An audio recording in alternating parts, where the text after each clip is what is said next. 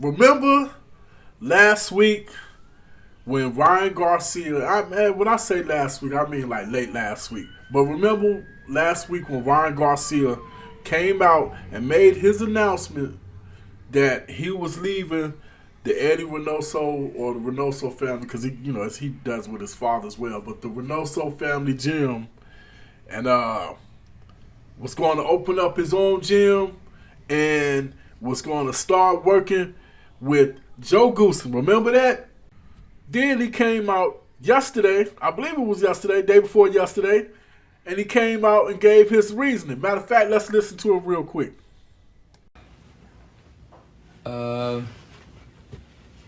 Guys, in regards to switching trainers, it had nothing to do with bad blood or ego or any hard feelings. It's just, I would say, time.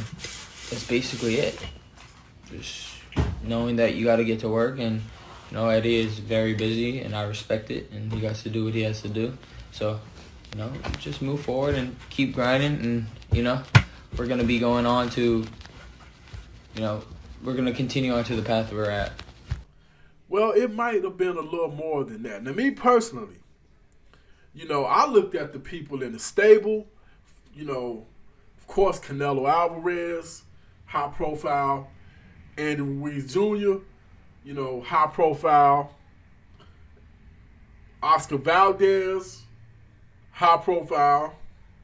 Frank Sanchez, soon to be high profile, because he's, it gives him a very good chance. Frank is going to be a world champion one day. So, high profile, whatever, okay.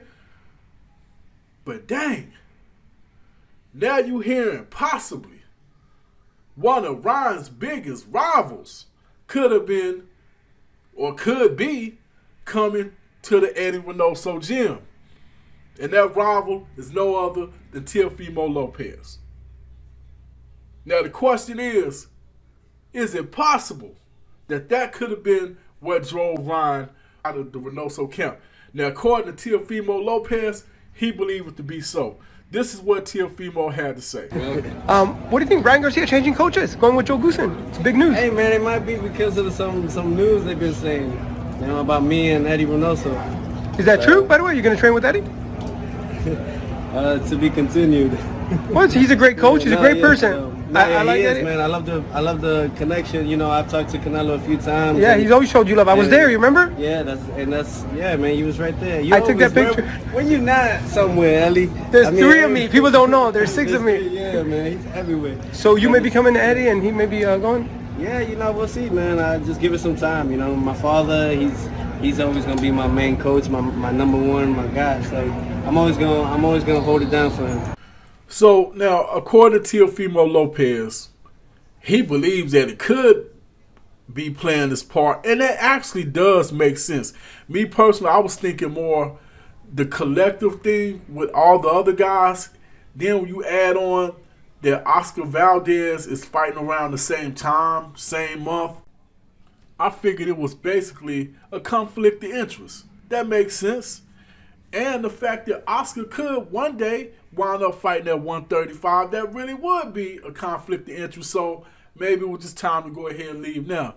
But if Teofimo Lopez is considering joining the camp, and actually this has been kind of out there for like the last month or so, that really would be a conflict of interest. Then when you pile on the entire stable that Eddy Reynoso has, all the talent, and with all of these guys, really, you think about it, Ryan would be kind of at the bottom, even though his popularity is so high. But Teofimo, already undisputed, arguably champion. Eddy Ruiz was a belt short of being undisputed. Canelo already undisputed. Oscar Valdez has already become a champion, with something that Ryan has still yet to do. And Frank Sanchez is, I don't want to say a top contender at heavyweight, but definitely a rising star at the heavyweight position. At the heavyweight division. So outside of, and there's others behind them too, but these are the guys I would put in front of Ryan.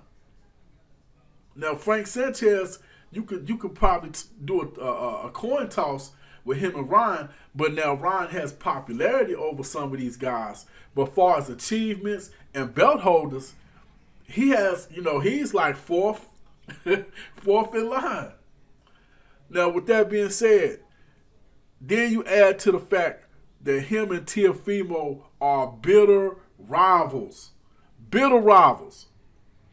Now, at one point in time, I just thought it was Rolly and Ryan that didn't like each other. Oh no, Teofimo fall in that mix too. He does not like Ryan Garcia, and Ryan Garcia don't like him. Heck, Teofimo pops don't even like Ryan Garcia.